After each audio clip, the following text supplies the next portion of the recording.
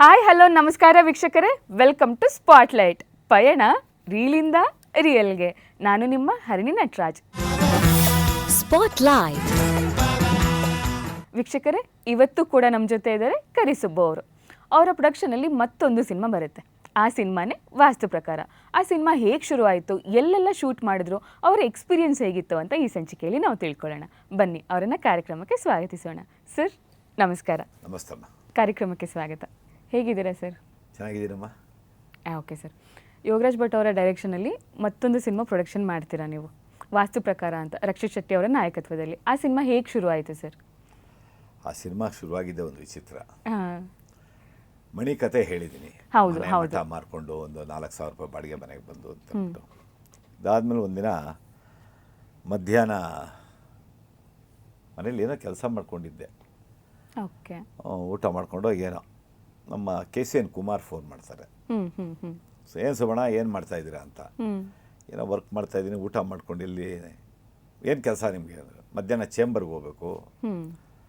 ನಾನು ಆ ವರ್ಷ EC ಮೆಂಬರ್ ಆಗಿದ್ದೆ. ಸುಮಾರು 14 ಇರ್ಬೋದು, 2014. ಏಯ್, ಚೇಂಬರ್ ಕೆಲಸ ಆಮೇಲೆ ಪಕ್ಕಕ್ಕೆ ಇಟ್ಬಿಟ್ಟು ಸಿನಿಮಾ ಮಾಡೋಣ ಬನ್ನಿ ಅಂದರು. ಏನು ತಮಾಷೆ ಆಡ್ತಾ ಇದ್ದೀರಾ, ಸಿನಿಮಾ ನನ್ನ ಕನಸಲ್ಲೂ ಬೇಡ ಸಿನಿಮಾ ಪ್ರೊಡಕ್ಷನ್ನು ಅಂತಂದೆ. ಇಲ್ಲ ಬನ್ನಿ, ಸಾಯಂಕಾಲ ಭಟ್ರ ಆಫೀಸಿಗೆ ಬಂದುಬಿಡಿ, ಮಾತಾಡಬೇಕು ಅಂತಂದೆ. ಸರಿ ಹೋದೆ. ನನಗೆ ಆಶ್ಚರ್ಯ, ಭಟ್ರ ಆಫೀಸಿಗೆ ಬಂದುಬಿಡಿ ಅಂದರು. ಹೋದರೆ ಭಟ್ರು ಇವರು ಏನೇನು ಪ್ರೀವಿಯಸ್ಸಲ್ಲಿ ಯೋಗರಾಜ್ ಭಟ್ರು ಅಂದರೆ ಯೋಗರಾಜ್ ಭಟ್ ಹೌದು ಹೌದು, ಏನೇನು ಮಾತಾಡ್ಕೊಂಡಿದ್ರು ನನಗೆ ಗೊತ್ತಿಲ್ಲ ಹಿಂದಿನ ವಿಷಯ. ಅಣ್ಣ ಒಂದು ಸಿನಿಮಾ ಮಾಡೋಣ ಅಂತ ತೀರ್ಮಾನಕ್ಕೆ ಬಂದಿದ್ದೀವಿ ಅಂತ ಒಂದು ಪೀಠಿಕೆ ಹಾಕಿದ್ರು ಅಷ್ಟೇ. ಸರಿ, ಮಾರನೇ ದಿನ ಬೆಳಗ್ಗೆ ಬರೋವಾಗ ಅಮ್ಮನ್ನು ಕರ್ಕೊಂಬಂದ್ಬಿಡಿ ಅಂದರು. ಅಂದರೆ ನಮ್ಮ ಮಿಸ್ಸಸ್ಸು. ಓಕೆ. ನಮ್ಮ ಮಿಸ್ಸಸ್ನ ಅಮ್ಮ ಅಂತ ಅಮ್ಮನ್ನು ಕರ್ಕೊಂಬಂದ್ಬಿಡಿ, ಕುಮಾರಣ್ಣ ಅವರ ಅಮ್ಮನೂ ಬರ್ತಾರೆ, ಅಮ್ಮ ಅಂತ ಗೌರವದಿಂದ ಕರೆಯೋದ್ರಿಂದ ಬರ್ತಾರೆ. ಮಾರನೇ ದಿನ ಬೆಳಗ್ಗೆ ಹೋದ್ವಿ. ಹಿಂದಿನ ದಿನ ಒಂದು ಪೀಠಿಕೆ ಆಯಿತು, ಒಂದು ಸಿನಿಮಾ ಮಾಡೋದು ಏನು ಎತ್ತ ಅಂತ. ಮಾರನೇ ದಿನ ಹೋದ್ರೆ ಯಾತಕ್ಕೆ ಲೇಡೀಸ್ನ ಕರ್ಕೊಂಬರೋಕ್ಕೆ ಹೇಳಿದ್ದಾರೆ ಇವರು ಅಂತ ಅಂದ್ಬಿಟ್ಟು ಯೋಗರಾಜ್ ಬಿಟ್ಟರು. ನಂಗೆ ಆಶ್ಚರ್ಯ ಆಯಿತು. ಹೋದ್ವಿ. ಹೋದ್ಮೇಲೆ ಅಷ್ಟೊತ್ತಿಗೆ ಸುಮಾರು ಡಿಸ್ಕಷನ್ ಆಗಿದೆ, ಕುಮಾರು ಮತ್ತು ಅವರು ನಮ್ಮನ್ನು ಫೈನಲಾಗಿ ಕರೆದಿದ್ದಾರೆ. ಅಣ್ಣ ಒಂದು ಸಿನಿಮಾ ಮಾಡೋಣ ಅಂತಿದ್ದೀವಿ, ವಾಸ್ತು ಪ್ರಕಾರ ಅಂತ ಸಿನಿಮಾ. ರಕ್ಷಿತ್ ಶೆಟ್ಟಿ ಹೀರೋ, ಜಗ್ಗೇಶ್ ಇರ್ತಾರೆ, ಇನ್ನು ಮುಂದಿನ ತಾರಾಗಣ ಆಗುತ್ತೆ. ನೀವು ಕುಮಾರಣ್ಣ ನನ್ನ ಮೊದಲನೇ ಸಿನಿಮಾ ಮತ್ತು ಎರಡನೇ ಸಿನಿಮಾದ ನಿರ್ಮಾಪಕರು. ಮೊನ್ನೆ ನಮ್ಮ ವೈಫು ಅಂದರೆ ಅವರು ಮಿಸ್ಸಸ್ಸು ರೇಣುಕಾ, ಅವ್ರು ಏನಾದರೂ ಮಾಡಬೇಕಲ್ಲ, ಸಿನಿಮಾ ಲಾಸ್ ಆಯಿತು ಸುಬ್ಬಣ್ಣಂಗೆ ಮತ್ತು ಕುಮಾರ್ ಅವ್ರಿಗೂ, ರಂಗ SSLC ಎರಡನೇ ಸಿನಿಮಾ ಅಂತ ಏನೋ ಚರ್ಚೆ ಬಂತು. ಆವಾಗ ಒಂದು ಪ್ಲ್ಯಾನ್ ಮಾಡಿದ್ವಿ.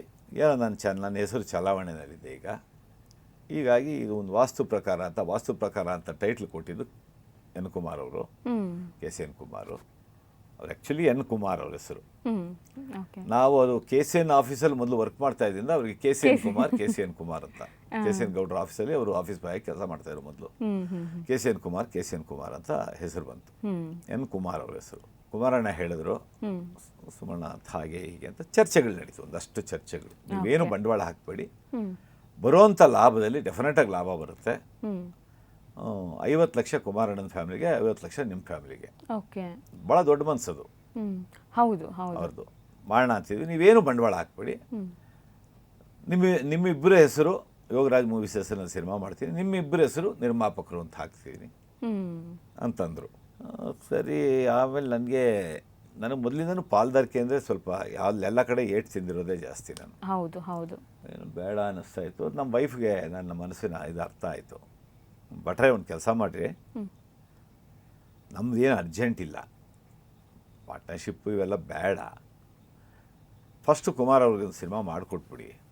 ಕುಮಾರ್ ಅವ್ರಿಗೂ ಕುಮಾರ್ ಮಿಸ್ಸಸ್ಸು ನಮ್ಮ ಮಿಸ್ಸಸ್ಸು ಎಲ್ಲ ಚೆನ್ನಾಗಿ ಗೊತ್ತು, ಎಲ್ಲರೂ ಫ್ರೆಂಡ್ಸ್ ಇರ್ತಾರೆ, ಅವ್ರಿಗೊಂದು ಸಿನಿಮಾ ಮಾಡಿಕೊಟ್ಬಿಡಿ. ನಿಮಗೆ ಸುಬ್ಬಣ್ಣಂಗೆ ಯಾವಾಗ ಆಗುತ್ತೋ ಟೈಮು, ನಮಗೆ ಇವಾಗ ಸ್ವಲ್ಪ ಪರಿಸ್ಥಿತಿ ಸರಿ ಇಲ್ಲ, ನಮಗೆ ಅಂತ ಒಂದು ಸಿನಿಮಾ ಮಾಡಿ ಫ್ಯೂಚರಲ್ಲಿ. ಬೇಡ ಅಂದರು. ಹೇಳಿದೆ. ಅದಾದಮೇಲೂ ಪಾಪ ಅವರು ಅವ್ರ ಮನೆ ಮೇಲೆ ಸಾಲ ತೊಗೊಂಡು ಬ್ಯಾಂಕಲ್ಲಿ ನಮ್ಗೆ ಒಳ್ಳೇದು ಮಾಡಬೇಕು ಅಂತ ಹೊರಟಿದ್ದಂಥ ಮನುಷ್ಯ. ಸಾಲದ ನಾನು ಹೊರಗಡೆ ಎಲ್ಲ ಫೈನಾನ್ಸ್ ತೊಗೊಳ್ಳಲ್ಲ.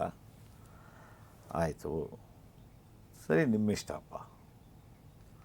ಸೊ ಪೂಜೆ ಆಯಿತು, ಶೂಟಿಂಗ್ ಸ್ಟಾರ್ಟ್ ಆಯಿತು.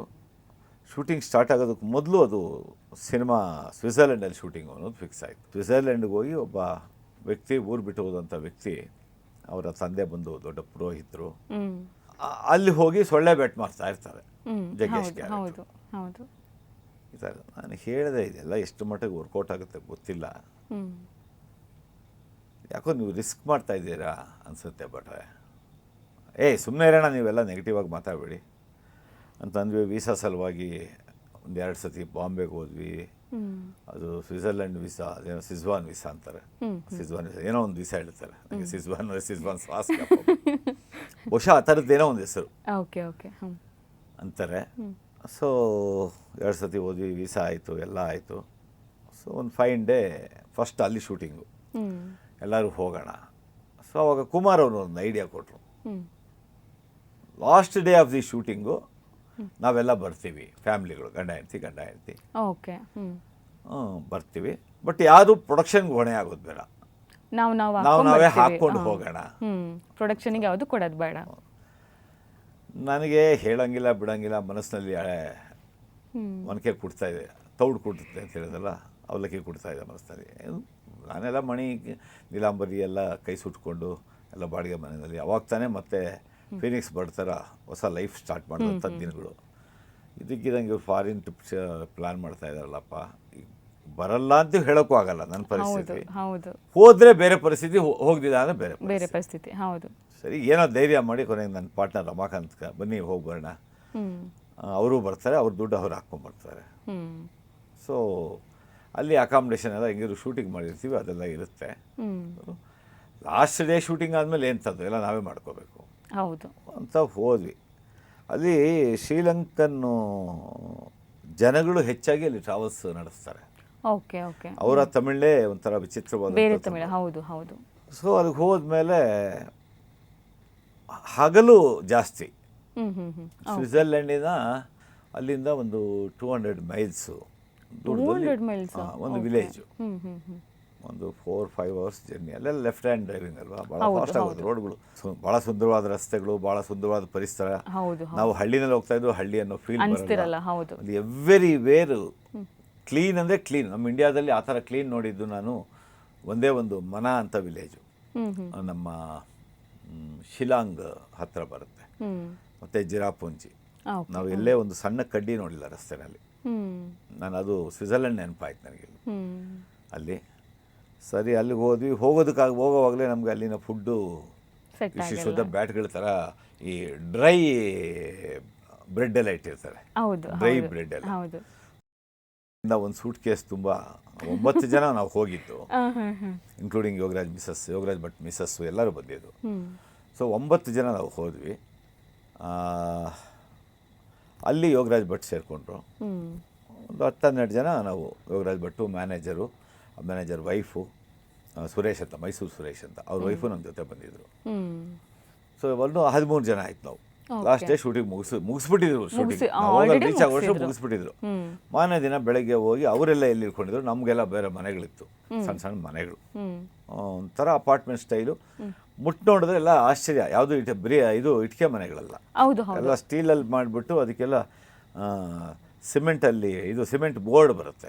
ಇವಾಗ ನಮ್ಮಲ್ಲೂ ನಡೀತಾ ಇದೆ ಅದು ಕನ್ಸ್ಟ್ರಕ್ಷನ್. ಸಿಮೆಂಟ್ ಬೋರ್ಡಲ್ಲಿ ವಾಲ್ಸು. ನಮಗೆ ಅದು ಬಿಕಾಸ್ ಆಫ್ ಕನ್ಸ್ಟ್ರಕ್ಷನ್ ಲೈನ್ ಇರೋದು ಸ್ವಲ್ಪ ಕ್ಯೂರಿಯಾಸಿಟಿ. ವಾಲ್ ಹೋದ್ರೂ ಇದೇನು ಇಷ್ಟು ಚೆನ್ನಾಗಿದೆಯಲ್ಲ ಅಂತ, ಎಲ್ಲಿ ಇಷ್ಟಪ್ಪ, ವಾಲ್ ತಿಕ್ನೆಸ್ ಇಷ್ಟೇ ಇರುತ್ತೆ. ಸೊ ಇವೆಲ್ಲ ಪರೀಕ್ಷೆ ಮಾಡೋದು. ಸೊ ಒಂದು ಬಿಸಿನೀರು ಬರುತ್ತೆ ಅಲ್ಲಿ, ಗೀಸರ್ ಸ್ವಿಚ್ ಹಾಕ್ಕೊಂಡ್ರೆ ಆ ನೀರು ಇಟ್ಕೊಳ್ಳೋದು. ಈ ನಾವು ರೆಡಿಮೇಡ್ ಇನ್ಸ್ಟೆಂಟ್ ಫುಡ್ ಪ್ಯಾಕೆಟ್ಗಳು ತೊಗೊಂಡು ಹೋಗ್ತೀವಲ್ಲ, ಇದು ಪ್ರೊಡಕ್ಷನ್ನು ಹೇಗಾಯಿತು, ನಾನು ಹೇಗೆ ವಾಸ್ತು ಪ್ರಕಾರಗೆ ನಿರ್ಮಾಪಕನಾದೆ ಅನ್ನೋದು ಒಂದು ಅಲ್ಲಿಗೆ ಸ್ಟಾರ್ಟ್ ಆಯಿತು. ಸೊ ಅಷ್ಟೊತ್ತಿಗೆ ಜಗ್ಗೇಶ್ ಎಲ್ಲ ಬೆಂಗಳೂರು ಬಂದ್ಬಿಟ್ಟಿದ್ರು, ವಾಪಸ್ ಬಂದಿದ್ರು. ನಮ್ಮ ಜೊತೆ ಹೀರೋಯಿನ್ ಮಾತ್ರ ಇದ್ಲು, ರಕ್ಷಿತ್ ಶೆಟ್ಟಿನೂ ಹೊರಟ್ಬಿಟ್ರು ಬೆಂಗಳೂರಿಗೆ. ನಾವು ಹೋಗಿದ್ದ ದಿನ ನಮಗೆಲ್ಲ ವಿಶ್ ಮಾಡಿ ಹೊರಟರು. ಜಗ್ಗೇಶ್ ಒಂದಿನ ಮೊದಲು ಹೊರಟ್ರು, ಇಲ್ಲ ರಕ್ಷಿತ್ ಶೆಟ್ಟಿ ಮೊದಲು ಹೊರಟಿದ್ರು, ಜಗ್ಗೇಶ್ ಆಮೇಲೆ ಹೊರಟ್ರು. ಸೊ ಅಲ್ಲಿಂದ ನಾವು ಸೈಟ್ ಸೀಯಿಂಗು ಸ್ಟಾರ್ಟ್ ಮಾಡಿದ್ವಿ. ನಮಗೊಂದು ಬಸ್ ಮಾಡಿದ್ರು. ಸೊ ಅಲ್ಲೊಬ್ಬ ಗೈಡ್ ಇದ್ದ ಜೊತೆಗೆ. ನಮ್ಮ ಶೂಟಿಂಗ್ ಎಲ್ಲ ಅವನೇ ಅರೇಂಜ್ ಮಾಡಿದ್ದು, ಕಾರ್ಗಳು ಅವನೇ ಅರೇಂಜ್ ಮಾಡಿದ್ದು.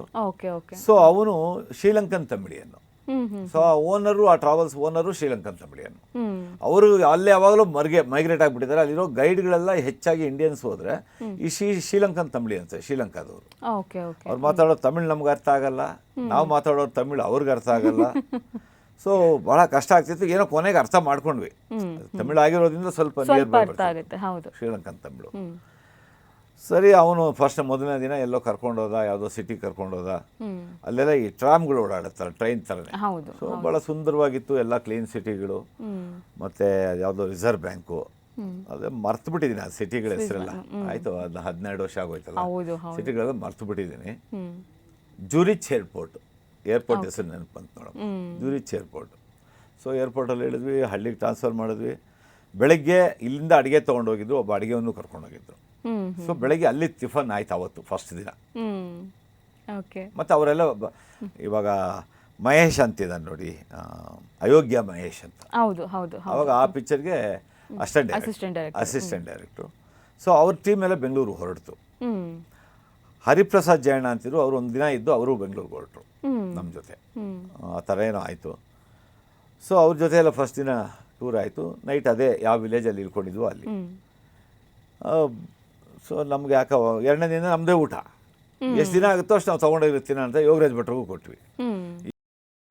ರೆಡಿಮೇಡ್ ಪೊಂಗಲ್ಲು, ಬಿಸಿಬೇಳೆ ಬಾತು, ಕೇಸರಿ ಬಾತು, ಏನೇನು ಸಿಗುತ್ತೆ ಎಲ್ಲ ಒಂದೊಂದು ಪಾಕೆಟ್ ತೊಗೊಂಡೋಗಿದ್ವಿ. ಒಬ್ಬೊಬ್ಬರಿಗೆ ಬಿಸಿ ಕೇಸರಿ ಬಾತ್ ಮಾತ್ರ ಕಾಮನ್ ಆಗಿ ನಾವು 4 ಜನ 6 ಜನ ಒಂದು 6 ಜನ 8 ಜನ ಒಂದು ಕುಮಾರ್ ಮಿಸ್ಸಸ್ಸು 8 ಜನಕ್ಕೆ ಒಂದು ಇದರಲ್ಲಿ ಸಪ್ರೇಟ್ ರೂಮ್ ಇತ್ತು. ವಿಲ್ಲಾಸ್ ಅಪಾರ್ಟ್ಮೆಂಟ್ ಅಂತ. ಅಲ್ಲೇನು ಅಪಾರ್ಟ್ಮೆಂಟ್ ಭಾಳ ದೊಡ್ಡ ಅಪಾರ್ಟ್ಮೆಂಟ್ ನೋಡಿಲ್ಲ ನಾನು ಇಲ್ಲ. ಸೊ ಏನು ಮಾಡೋದು, ಬಿಸಿನೀರು. ಆ ಬಿಸಿನೀರಿನಲ್ಲಿ ಇಡಕ್ಕೆ ಸಾಕಾಗಲ್ಲ. ಅದಕ್ಕೆ ನಮ್ಮ ವೈಫು ಪೇಪರ್ ಬಿಡ್ದು ಹಾಕ್ಬಿಟ್ಟು ಕೆಟಲ್ಗಳಿರ್ತಲ್ಲ, ಭಾಳ ಫಾಸ್ಟಾಗಿ ಹೀಟ್ ಆಗುತ್ತೆ, ಒಂದು ಕವರ್ ಹಿಂಗೆ ಮಡಚಿ ಫಾಯಿಲ್ ಸಮೇತ ಕೆಟಲಲ್ಲಿ ತುರುಕ್ಬಿಟ್ಟು ನೀರು ಹಾಕಿ ಹೀಟ್ ಮಾಡೋದು. ಎಷ್ಟೊತ್ತು ಬಿಸಿ ಮಾಡ್ತೀರಿ ನೀರಲ್ಲಿ ಇಟ್ಕೊಂಡು ಕೊಡ್ರಿ, ಕುದಿಯೋ ನೀರಲ್ಲಿ ಇಡಬೇಕು, ಕುದಿಯೋಕ್ಕಾಗಲ್ಲ ಆ ಕೆಟಲ್ಗಳಲ್ಲಿ. ಒಬ್ಬೊಬ್ರದ್ದು 8 ಜನದ 9 ಜನ ಟಿಫನ್ ಮುಗಿಸೋದ್ರಿಗೆ 1 hour ಆಗಿಬಿಡೋದು. ಇನ್ಸ್ಟೆಂಟ್ ಫುಡ್ಡು ತೆಗೆದು ಬಿಚ್ಚಿ. ಕೇಸರಿ ಬಾತ್ ಮಾತ್ರ ಒಂದು 3, 4, 9 ಜನಕ್ಕೂ ಸೇರಿ 2 ಪಾಕೆಟ್ ಓಪನ್ ಮಾಡ್ತಿದ್ವಿ. ಇಟ್ಕೋಬೇಕಲ್ಲ 9 ದಿನ 10 ದಿನ ಟ್ರಿಪ್ಪು. ಸರಿ, ಆ ಥರ ಮಾಡಿಕೊಂಡು 2 ದಿನ 3 ದಿನ ಅಲ್ಲಿದ್ವಿ. ಆಮೇಲೆ ಎಷ್ಟು ಸಿಸ್ಟಮೆಟಿಕ್ ಟ್ರಾಫಿಕ್ಕು ಮತ್ತು ಇದು ಅಂತಂದರೆ, ಈಗ ಯೋಗರಾಜ್ ಭಟ್ರು ಅವರೆಲ್ಲ ಇದ್ದಂಥ ಜಾಗಕ್ಕೂ ನಾವಿದ್ದಂಥ ಜಾಗಕ್ಕೂ ಆಲ್ಮೋಸ್ಟ್ 1 ಕಿಲೋಮೀಟರ್ ಡಿಸ್ಟೆನ್ಸು. ನಡ್ಕೊಂಡು ಹೋಗ್ತಿದ್ವಿ. ಕಾರ್ ಬರೋದು ಲೇಟ್ ಆಗಿದೆ, ನಡ್ಕೊಂಡು ಹೋಗೋಣ ಬನ್ನಿ ಇದೇ ರಸ್ತೆನಲ್ಲಿ ಅಂತ ಅಂದ್ಬಿಟ್ಟು ಹಿಂದಿನ ದಿನ ಬಂದಿದ್ವಲ್ಲ, ಹಿಂಗೆ ನೋಡ್ಕೊಂಡಿದ್ವಿ. ನಾವು ನಡ್ಕೊಂಡು ಹೋಗ್ತಾ ಇದ್ದರೆ ಪ್ರತಿಯೊಂದು ಮನೆಯಲ್ಲೂ ಈ ವುಡ್ಡಲ್ಲಿ ಬಾಕ್ಸ್ಗಳು ಮಾಡಿರ್ತಾರೆ. ವುಡ್ಡಲ್ಲಿ ನಮ್ಮಲ್ಲಿ ಬಾಲ್ಕನಿನಲ್ಲೆಲ್ಲ ಫ್ಲವರ್ ಪಾಂಟ್ಸ್ ಅಂತ ಮಾಡ್ತಾರೆ, ಫ್ಲವರ್ ಬಾಸ್ಕೆಟ್ ಅಂತ ಮಾಡಿರ್ತೀವಿ ನಾವು. ಈಗ ಆ ಕಲ್ಚರ್ ಕಡಿಮೆ ಆಗ್ತಾ ಇದೆ. ಕೆಲವು ಮಲ್ಟಿ ಸ್ಟೋರ್ ಬಿಲ್ಡಿಂಗ್ಗಳಲ್ಲಿ ಈಗಲೂ ಇದೆ. ಮೊದಲು ಬಾಲ್ಕನಿನಲ್ಲೆಲ್ಲ ಸಿಮೆಂಟಲ್ಲೆಲ್ಲ ಮಾಡಿ, ಮೆಸ್ಸಲ್ಲಿ ಮಾಡಿ, ಪಾಟ್ ಇಟ್ಟು ಫಾಲ್ ಡೌನ್ ಫ್ಲವರ್ಸು, ಬೋಗನ್ವಿಲ್ಲ ಇಂಥವೆಲ್ಲ ಹಾಕ್ತಿದ್ವಲ್ಲ. ಅಲ್ಲಿ ಪ್ರತಿಯೊಂದು ಸಣ್ಣ ಮನೆಯಲ್ಲಿ ಆ ವಿಲೇಜಲ್ಲಿ ನನಗೆಲ್ಲೂ ವಿಲೇಜ್ ಥರ ಕಾಣಿಸ್ತಿದೆ. ಅದು ಎಲ್ಲಿ ಇಲ್ಲೇನು ಪೈರಿಲ್ಲ, ಎಂಥದ್ದು ಇಲ್ಲ, ಎಲ್ಲಿದೆ ನಮ್ಮ ಕಡೆ ಹಳ್ಳಿ ಕಡೆ ಬೇರೆ. ಅಲ್ಲಿ ಹಳ್ಳಿ ಅಂದರೆ ನಾನು ಒಂದು ದಿನ ಒಂದು ಹಸು ನೋಡಲಿಲ್ಲ, ಎಂಥದ್ದು ಇಲ್ಲ. ಅದೊಂದು ವಿಲೇಜ್ ಅದು. ಸರಿ, ಅಲ್ಲಿಂದ ಒಂದು ಆ ವಿಲೇಜ್ನಲ್ಲಿ ಪ್ರತಿಯೊಬ್ಬರ ಮನೆಯಲ್ಲೂ ಕಾರ್ ಇದೆ. ಅಲ್ಲಿಂದ ಮೇನ್ ರೋಡಿಗೆ ಬರೋಷ್ಟೊತ್ತಿಗೆ ಒಂದು ಕಾರ್ ಬಂದರೆ ನಾವು ನಡ್ಕೊಂಡು ಹೋಗ್ತಾ ಇದ್ರೆ ಹಿಂಗಂತಾರೆ ಕೈ ಸಿಸ್ಟಮೆಟಿಕ್ ಆಗಿ ಕಾರ್ ನಿಲ್ಲಿಸ್ತಾರೆ, ನಮ್ಮನ್ನು ಹೋಗಿ ಅಂತಾರೆ. ನಾವು ನಡ್ಕೊಂಡು ನಾವು ನಿಂತ್ಕೊಳ್ಳೋಕೆ ಹೋದ್ರೆ ಹಿಂಗಂತಾರೆ ಕೈ, ಅವ್ರು ಮುಂದಕ್ಕೆ ಹೋಗ್ತೀವಿ. ನಾವು ಮುಂದೆ ನಡ್ಕೊಂಡು ಹೋದ್ಮೇಲೆ ಆಮೇಲೆ ಮುಂದಕ್ಕೆ ಬಂದು ಎಡ ಬಲ ಬಗ್ ನೋಡ್ತಾರೆ. ನಮ್ಮಲ್ಲಿ ಯಾರೂ ನೋಡಲ್ಲ, ಇನ್ಕ್ಲೂಡಿಂಗ್ ಮೀ, ಯಾರೂ ನೋಡಲ್ಲ. ಸೀದಾ ಕಾರ್ ತಿರುಗಿಸ್ತಾ ಇರ್ತೀವಿ. ಇಂಡಿಕೇಟರ್ ಹಾಕಿದೀವಲ್ಲ ಅಂದ್ಬಿಟ್ಟು ಇಂಡಿಕೇಟ್ರು ಹಾಕಿರ್ತಾರೆ. ಮುಂದೆ ಬರ್ತಾರೆ, ಸ್ಪೀಡ್ ಇರುತ್ತಲ್ಲ ವೆಹಿಕಲ್ಸು. ಸೊ ಮುಂದೆ ಬರ್ತಾರೆ, ಲೆಫ್ಟ್ ಟು ರೈಟ್ ನೋಡಿ ಆಮೇಲೆ ಅವ್ರು ಯಾವ ಕಡೆ ಹೋಗಬೇಕು ಆ ಕಡೆ ತಿರುಗಿಸ್ಕೊಂಡು ಹೋಗ್ತಾರೆ. ಅಷ್ಟು ಸಿಸ್ಟಮೆಟಿಕ್ ನಾವೆಲ್ಲ ಅಲ್ಲಿ ನೋಡಿದ್ದು. ಮತ್ತು ರಸ್ತೆಗಳಷ್ಟೇ ಅಷ್ಟು ಕ್ಲೀನ್. ರಸ್ತೆನಲ್ಲಿ ಊಟ ಮಾಡ್ಬೋದು, ಅಷ್ಟು ನೀಟ್ ಕ್ಲೀನ್. ನಾವೆಲ್ಲೂ ಒಂದು ಕಡ್ಡಿ ಗಲೀಜು ನೋಡಿಲ್ಲ ಎಲ್ಲೂ. ಇದು ಒಂದು ವಾಸ್ತು ಪ್ರಕಾರ ಎಕ್ಸ್ಪೀರಿಯೆನ್ಸು. ಅಲ್ಲಿಂದ ಒಂದು 30-35 ಮೈಲ್ಸು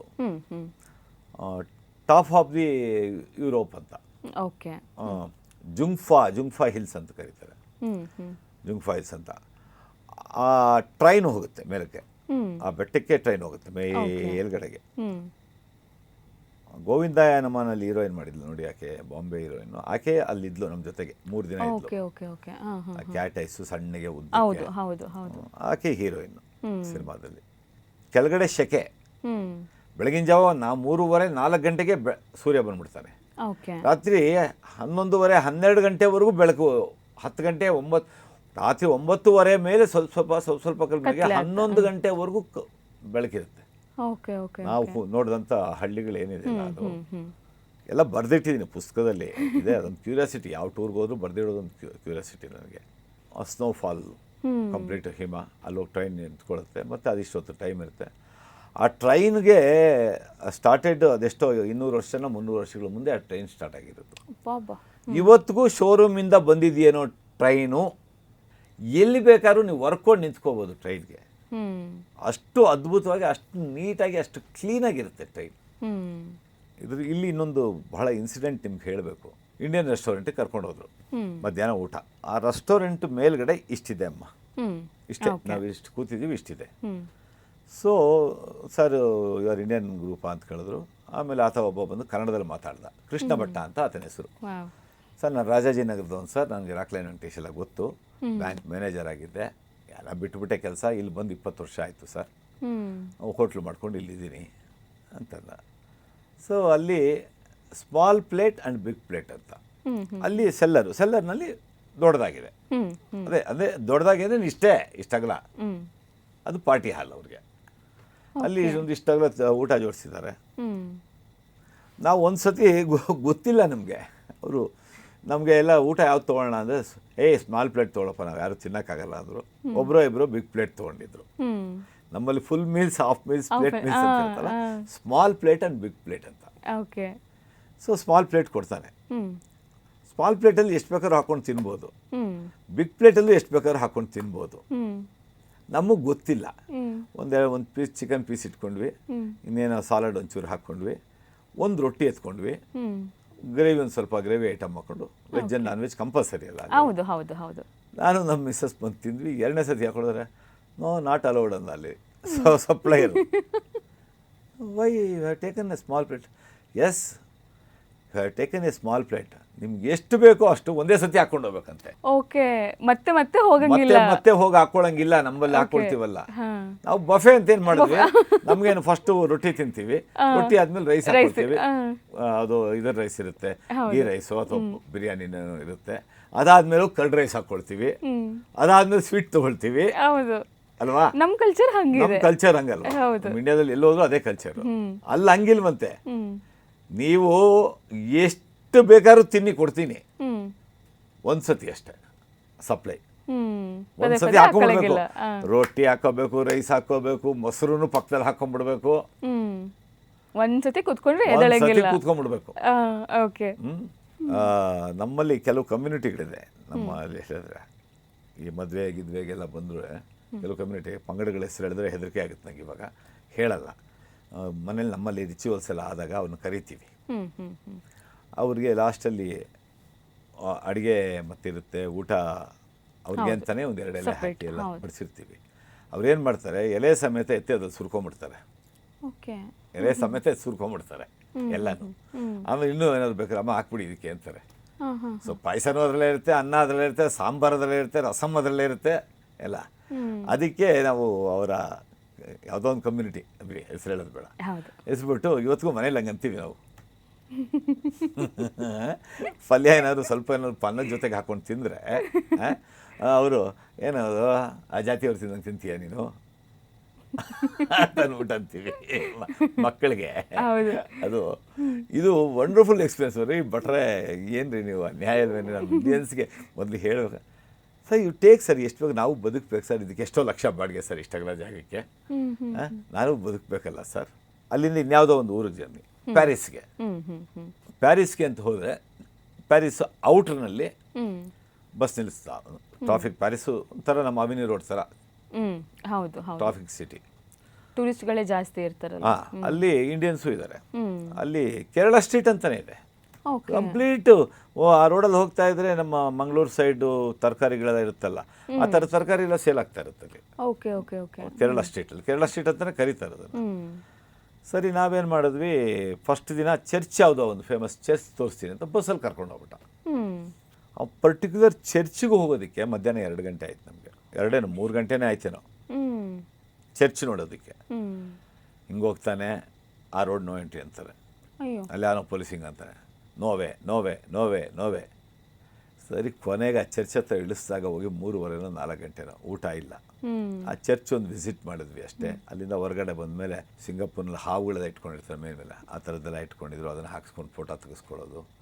ಮತ್ತು ಗಿಟಾರ್ ಪ್ಲೇ ಮಾಡ್ತಾ ಇರ್ತಾನೆ ಅಲ್ಲೆಲ್ಲ. ಹೇಗೆ ಬೆಗ್ಗರ್ಸ್ ಅಂತಂದರೆ, ಒಬ್ಬ ಗಿಟಾರ್ ಪ್ಲೇ ಮಾಡ್ತಾ ಇರ್ತಾನೆ, ಫ್ಲೂಟ್ ಪ್ಲೇ ಮಾಡ್ತಾ ಇರ್ತಾನೆ, ಬೋರ್ಡ್ ಹಾಕ್ಬಿಟ್ಟಿರ್ತಾರೆ, ಐ ಆಮ್ ಎ ಬೆಗ್ಗರ್ ಅಂತ. ಅವನು ದುಡ್ಡು ಹಾಕ್ಬಿಟ್ಟು ಹೋಗಬೇಕು. ಸೊ ಆಮೇಲೆ ಕೆಲವು ಮಂತೆವಾದಿಗಳು ಒಂದು ಕಾಲ ಮೇಲೆ ನಿಂತ್ಕೊಂಡಂಗೆ, ಇನ್ನೊಬ್ಬ ಹಿಂಗೆ ಕೈ ಹಿಂಗೆ ಇಟ್ಕೊಂಡಿರ್ತಾನೆ, ಇಲ್ಲಿಂದ ನೀರು ಬರ್ತಾ ಇರುತ್ತೆ. ಸೊ ಲಾಂಗ್ ಗೌನ್ ಹಾಕ್ಕೊಂಡಿರ್ತಾನೆ ಅವನು. ಸೊ ಅದ್ರ ಒಳಗಡೆಯಿಂದ ಈ ಥರದ್ದೆಲ್ಲ ಒಂದು ಫನ್ನಿ ಥಿಂಗ್ಸ್ ಎಲ್ಲ ನೋಡಿದ್ವಿ. ಸಾಯಂಕಾಲ ಹೊಟ್ಟೆ ಹಸಿಬಿಟ್ಟಿದೆ, ಊಟ ಮಾಡಬೇಕು. ಏನು ಮಾಡೋದು? ಕೊನೆಗೆ ಅವನು have to walk 1 kilometre, Saravana Bhavan is there ಅಂತಂದ. ಸರಿ ಶರವಣ ಭವನ್ಗೆ ಹೋದ್ವಿ ಎಲ್ಲ. ಹಬ್ಬ ತುಂಬ ದಿನ ಆಯ್ತಲ್ಲಪ್ಪ ಇಂಡಿಯನ್ ಫುಡ್ ತಿನ್ನೋಣ ಅಂತಂದ್ಬಿಟ್ಟು ಶರವಣ ಭವನ್ಗೆ ಹೋದ್ವಿ. ಒಂದು ಕಾಫಿಯ ಬೆಲೆ 40 ಯೂರೋಸ್. ಓಕೆ, ಅಂದರೆ 320 ರೂಪಾಯಿ. ಇನ್ನೂ ಜಾಸ್ತಿ, 400 ರೂಪಾಯಿ ಚಿಲ್ಲರೆನೋ ಒಂದು ಕಾಫಿ ಬರ್ತಿತ್ತು ಶರವಣ. ಹೋಗ್ಬಿಟ್ಟು ಒಂದು ಪ್ಲೇಟ್ ಇಡ್ಲಿ ಸಾಂಬಾರು, ವಡೆ, ಕ್ಯಾಲ್ಕುಲೇಟ್ ಇಟ್ಕೊಂಡು ಲೆಕ್ಕ ಹಾಕ್ತೀವಿ. ಒಂದು ಕಾಫಿ 89 ಯೂರೋಸ್ ಇಂಟು 40, ಅದು ಬೋರ್ಡ್ ಮೇಲೆ ನೋಡ್ತೀವಿ 40 ಯೂರೋಸ್ ಅಂತ ಹಾಕಿದರೆ ಇದು ಕನ್ವರ್ಟ್ ಮಾಡೋದು. ಓ ಸಾಕು. ಇಲ್ಲೆಲ್ಲ ದಾರಿ ಮಧ್ಯದಲ್ಲಿ ಎಲ್ಲ ಒಂದು ಡಾಬಾ ಥರ ನಿಲ್ಸೋನು, hotel, restaurant, highway restaurant, supermarket cum restaurant ಇರ್ತಿತ್ತು. ಅಲ್ಲಿ ಹೋದರೆ ನಾನೇನೋ ಬೆಡ್ ಸಾಫ್ಟಾಗಿ ಶುದ್ಧ ಜೋಡಿಸಿದ್ದು, ಮುಟ್ಟಿದ್ರೆ ಅದು ಕ್ರಿಕೆಟ್ ಬ್ಯಾಟ್ ಇದ್ದಂಗೆ ಇದು ಗಟ್ಟಿಯಾಗಿ. ಕ್ರಾಸ್ ನೆಟ್ಟು, ನಮ್ಮ ಮಕ್ಕಳಿಗೆಲ್ಲ ಗೊತ್ತು, ನಮಗೆ ಗೊತ್ತಿಲ್ಲ, ನನ್ನ ಮಕ್ಕಳು, ನಾವು ಏನು ಸ್ಕೂಲ್ ಓದಿಲ್ವಲ್ಲಮ್ಮ. ಸರಿ, ಈ ಥರದ್ದು ಅಲ್ಲಿ ಇಷ್ಟಿಷ್ಟು ಉದ್ದ ಇರುತ್ತೆ. ಸಾಫ್ಟಾಗಿದ್ರೆ ಅಟ್ಲೀಸ್ಟ್ ಒಂದು ಪರ್ಚೇಸ್ ಮಾಡಿ ಎಲ್ಲರೂ ಶೇರ್ ಮಾಡ್ಕೋಬಹುದು, ಮುರ್ಕೊಂಡು ತಿನ್ಬೋದು. ಸರ್, ನಿಮ್ಮ ಹತ್ರ ಮಾತಾಡ್ತಾ ಟೈಮ್ ಹೇಗೆ ಹೋಗಿದೆ ಅಂತ ಗೊತ್ತಾಗಿಲ್ಲ. ಬಟ್ ಈ ಸಂಚಿಕೆನ ಇಲ್ಲೇ ಮುಗಿಸೋವಂಥ ಸಮಯ ಬಂದಿದೆ. ಇನ್ನು ನೆಕ್ಸ್ಟ್ ಏನೇನು ಕತೆ ಇದೆಯೋ ಅದೆಲ್ಲ ನೆಕ್ಸ್ಟ್ ಎಪಿಸೋಡಿಂದ ಮಾತಾಡೋಣ ಸರ್. ನಮ್ಮ ಜೊತೆ ಕುತ್ಕೊಂಡು ಇಷ್ಟ ತನಕ ಮಾತಾಡಿದ್ದಕ್ಕೆ ತುಂಬ ಧನ್ಯವಾದಗಳು ಸರ್. Thank you. ಸೊ ವೀಕ್ಷಕರೇ, ನೋಡಿದ್ರಲ್ಲ, ನಮ್ಮ ಕರಿಸುಬ್ಬು ಅವರ ಪ್ರೊಡಕ್ಷನಲ್ಲಿ ಮತ್ತೊಂದು ಸಿನಿಮಾ ಬಂತು, ವಾಸ್ತು ಪ್ರಕಾರ. ಆ ಸಿನಿಮಾ ಹೇಗೆ ಶುರುವಾಯಿತು, ಹೇಗೆಲ್ಲ ನಡೀತು ಅಂತ ನಾವು ಸಂಪೂರ್ಣವಾಗಿ ಈ ಸಂಚಿಕೆಯಲ್ಲಿ ತಿಳ್ಕೊಂಡ್ವಿ. ನಾನಂತೂ ಈ ಸಂಚಿಕೆನ ತುಂಬಾ ಎಂಜಾಯ್ ಮಾಡಿದೆ. ನೀವು ಕೂಡ ಎಂಜಾಯ್ ಮಾಡಿರ್ತೀರಾ ಅಂತ ಅನ್ಕೊತೀನಿ. ಹಾಗಾದರೆ ನಿಮ್ಮ ಭೇಟಿ ಮುಂದಿನ ಸಂಚಿಕೆಯಲ್ಲಿ. ಅಲ್ಲಿವರೆಗೂ ಸಣ್ಣ ಉದಯ ಕಾಮಿಡಿ ನೋಡ್ತಾ ಇರಿ, ನಗ್ತಾ ಇರಿ. Spotlight.